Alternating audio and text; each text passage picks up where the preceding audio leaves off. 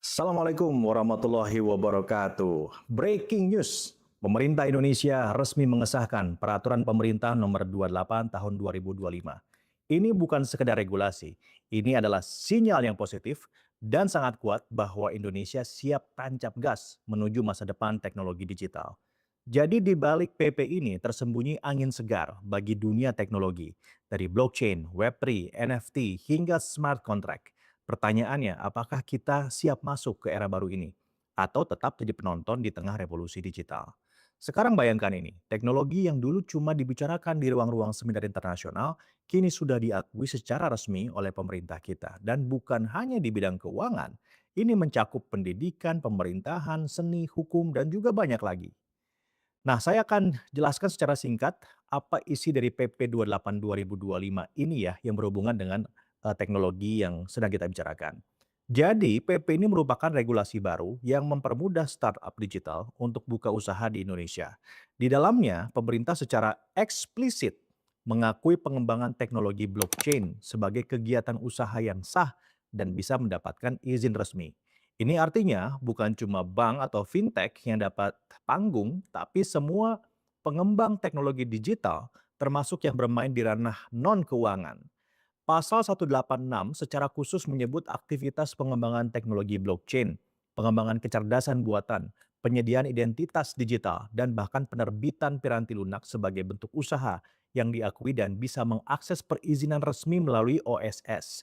Bahasa kasarnya nih, sekarang kamu bisa bangun teknologi masa depan tanpa takut dipinggirkan. Nah, saya sekarang akan jelaskan untuk Anda semua apa sih sebetulnya blockchain, NFT, Web3, dan juga smart contract dengan bahasa yang sangat sederhana.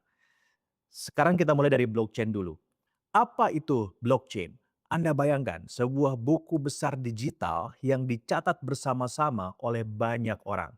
Nah, setiap kali ada transaksi, catatannya disimpan di banyak komputer sekaligus. Tidak bisa dihapus, tidak bisa dimanipulasi, transparan, aman, dan terdesentralisasi.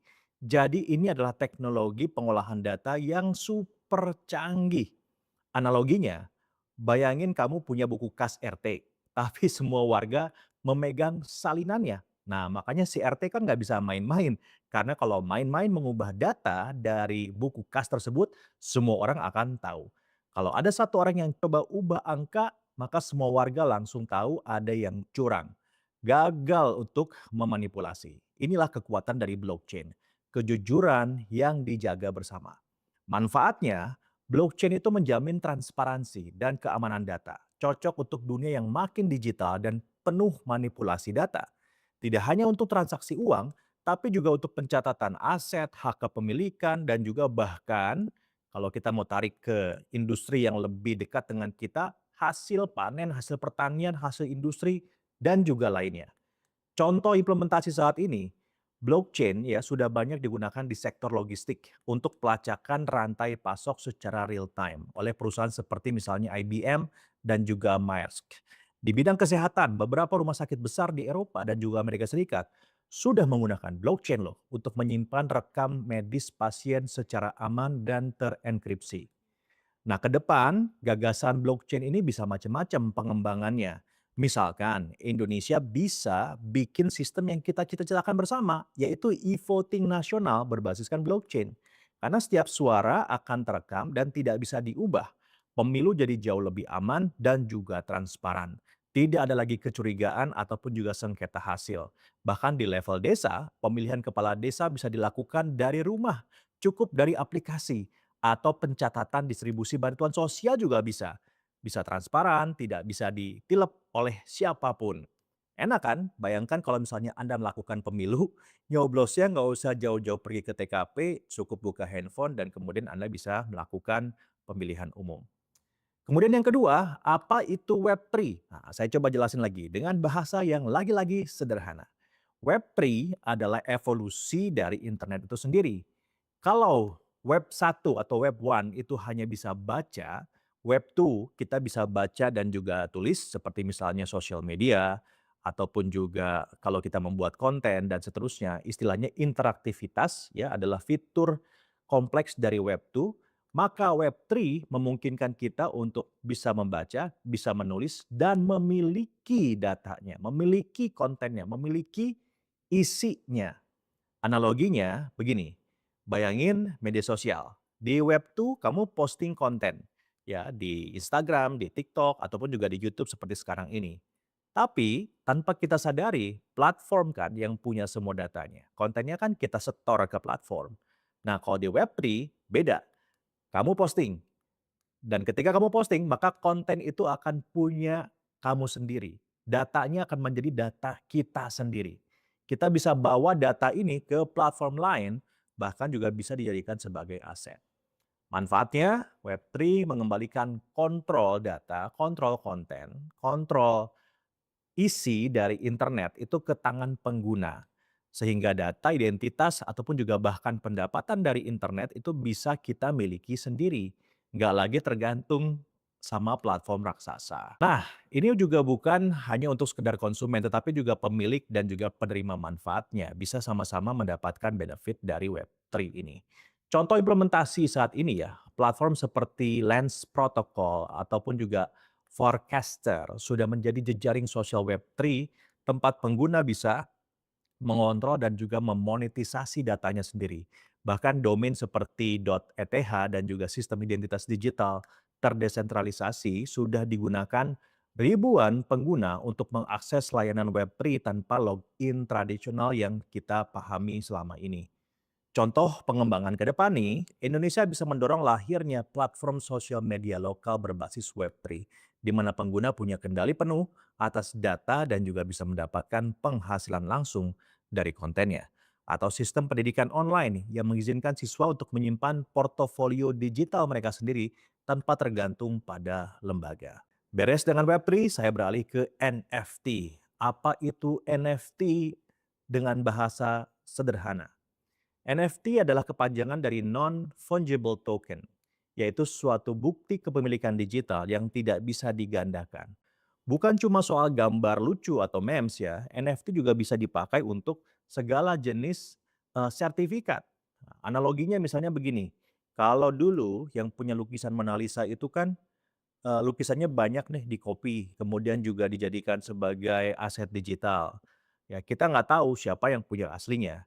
Tapi dengan NFT kita akan bisa dengan sangat mudah mengenali, mengidentifikasi Mona Lisa mana yang asli. Karena yang asli kan pasti cuma satu. Jadi NFT itu adalah tanda tangan digital yang membuktikan bahwa karya digital itu asli milik kita. Ya, seperti misalnya contohnya adalah STNK digital yang tidak bisa ditiru. Kita kan kalau beli mobil, pengenal unik identitas dari mobil itu adalah STNK dan juga BPKB. Nah, sekarang STNK sama BPKB itu dijadikan sebagai NFT, sehingga kita bisa simpan dan bawa kemana-mana tanpa ada yang bisa melakukan copy atau meniru ya dari dokumen tersebut. Manfaatnya apa? NFT bisa dipakai untuk sertifikat tanah, ijazah, karya seni digital, tiket konser, dan lainnya. Nggak bisa dipalsukan, semua tercatat di blockchain. Bahkan bisa diberi masa berlaku atau juga diberikan akses terbatas. Nah, contoh implementasi saat ini ya, universitas seperti MIT di Amerika telah mengeluarkan ijazah itu dalam bentuk NFT untuk keperluan verifikasi yang lebih mudah. Jadinya tidak mungkin ada ijazah palsu karena semua ijazah sudah pasti asli, ya. Masalah yang rame-rame sekarang ini sebetulnya bisa beres dengan NFT. Nah, di dunia musik, musisi seperti Kings of Leon merilis album dalam bentuk NFT untuk memberikan akses eksklusif kepada fans. Nah, itu contoh yang sudah diimplementasikan. Ke depan pengembangannya bisa macam-macam. Bayangkan kalau sertifikat tanah ataupun juga ijazah itu diterbitkan dalam bentuk NFT, maka tidak ada lagi mafia tanah. Nggak bisa itu mafia tanah bermain dengan memanipulasi data, memanipulasi dokumen. Karena NFT-nya dimiliki oleh betul-betul yang punya dokumen tersebut. Ya, tidak bisa dimanipulasi. Kalau dimanipulasi, maka akan tercatat di blockchain, akan terlihat siapa yang memanipulasi dan apa yang dimanipulasi. Juga tidak akan ada ijazah palsu karena semuanya pasti terverifikasi, transparan dan juga aman. Bahkan kamu itu bisa jual tiket konser atau juga event olahraga misalnya berbasiskan NFT. Karena apa? Tiketnya nggak bisa dipalsukan. Ya, ataupun juga dijual ulang secara ilegal. Nah, NFT sudah selesai, sekarang saya beralih ke smart contract. Smart contract adalah program otomatis yang mengeksekusi perjanjian. Tidak perlu notaris, tidak perlu tanda tangan manual. Jadi kalau syarat terpenuhi, kontrak langsung berjalan. Analoginya, bayangkan vending machine. Anda kan masukkan uang, lalu pilih minuman, langsung keluarkan minumannya tanpa perlu ada kasir.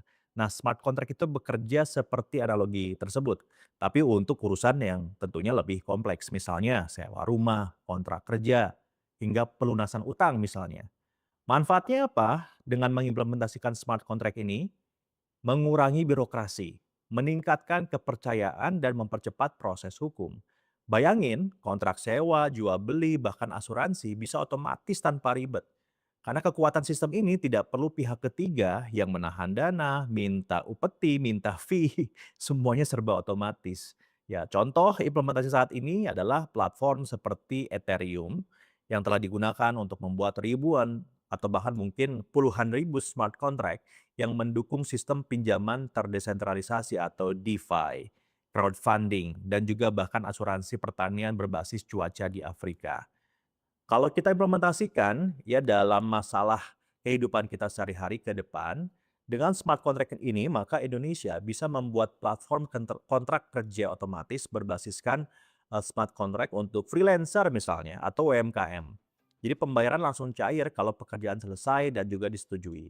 Nah, sistem ini akan transparan, cepat dan juga minim konflik ya karena datanya, kontraknya terjadi antara kita dan juga yang memberikan kontrak.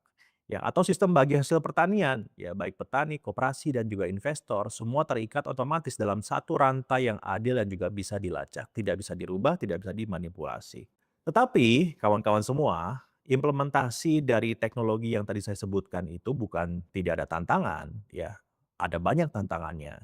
Teknologi canggih seperti blockchain, Web3, NFT, dan juga smart contract ini memang terdengar menjanjikan, tapi tentu saja ya ada beberapa hal yang harus kita mitigasi. Implementasi teknologi ini di Indonesia menghadapi beberapa hambatan yang cukup nyata menurut saya. Tantangan pertama adalah literasi digital yang belum merata.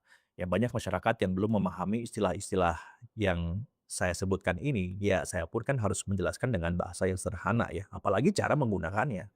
Teknologi baru sering dianggap rumit bahkan menakutkan, akibatnya adopsi menjadi lambat. Ya kalau saya punya usul, solusinya adalah pemerintah, komunitas, dan juga content creator harus aktif membuat edukasi yang mudah dimengerti, mulai dari kampanye literasi digital berbasis visual dan juga bahasa lokal, sampai pelatihan Web3 di sekolah dan juga kampus. Tantangan kedua, infrastruktur teknologi yang belum merata. Ya masih ada banyak wilayah di Indonesia yang akses internetnya kan terbatas, ataupun ya belum 4G, masih 3G sebagai contoh ya. Nah, untuk membangun sistem blockchain atau smart contract berbasiskan cloud, ya tentu membutuhkan infrastruktur minimum yang cukup tinggi. Solusi perlu strategi kolaborasi antara swasta dan juga pemerintah untuk membangun pusat data lokal. Bukan lagi nasional ya, tetapi pusat data lokal dan mendorong edge computing yang hemat bandwidth. Distribusi teknologi ini tidak boleh hanya berhenti di kota besar. Ya, tantangan ketiga kemudian regulasi yang masih berkembang. Jadi meskipun PP 28 2025 ini sudah menjadi langkah awal yang baik, tapi banyak aturan turunan dan juga perlindungan konsumen yang masih harus disusun. Solusinya adalah pendekatan regulasi berbasiskan sandbox bisa jadi jalan tengah. Startup diberi ruang berinovasi dalam batas aman sambil pemerintah belajar langsung dari ekosistem untuk menyusun kebijakan yang lebih adaptif. Tantangan keempat, keamanan dan penipuan teknologi baru sering dimanfaatkan oleh pihak yang tidak bertanggung jawab untuk melakukan penipuan berbasis kripto, NFT palsu, ataupun juga smart contract yang cacat. Nah, oleh karena itu perlu penguatan sistem audit independen dan juga integrasi keamanan berbasiskan AI yang bisa mendeteksi anomali sejak dini. Edukasi tentang keamanan digital memang harus menjadi bagian dari onboarding pengguna. Dengan menghadapi tantangan-tantangan ini secara strategis, Indonesia bisa benar-benar memimpin, bukan sekedar ikut-ikutan, bukan sekedar FOMO. Ya, teknologi bukan soal tren, tapi soal keberanian untuk membangun masa depan. Nah, kawan-kawan semua, PP 28 2025 ini adalah kabar baik, harus kita apresiasi, tetapi juga kita pahami bahwa ini bukan cuma regulasi. Ini adalah deklarasi bahwa Indonesia tidak mau jadi penonton dalam revolusi digital. Kita sedang mengatur ulang cara dunia bekerja dari yang terpusat ya ke terdesentralisasi, dari yang tertutup ke yang transparan. Nah, kita hidup di masa di mana siapa yang menguasai teknologi akan menentukan arah sejarah. PP 28 2025 adalah titik tolak untuk menata ulang kekuatan digital Indonesia. Kamu bisa milih jadi pengguna pasif yang menonton dari pinggir atau ikut menyetir masa depan dengan tangan kita sendiri. Mulai dari belajar, mulai dari mencoba, mulai dari memahami, dan kalau kita masih ragu seberapa penting semua ini, kita perlu ingat satu hal. Bangsa yang menguasai data dan teknologi bukan hanya akan selamat, tapi akan memimpin. Indonesia, waktumu telah tiba. Jangan cuma jadi negara pasar, jadilah negara pencipta.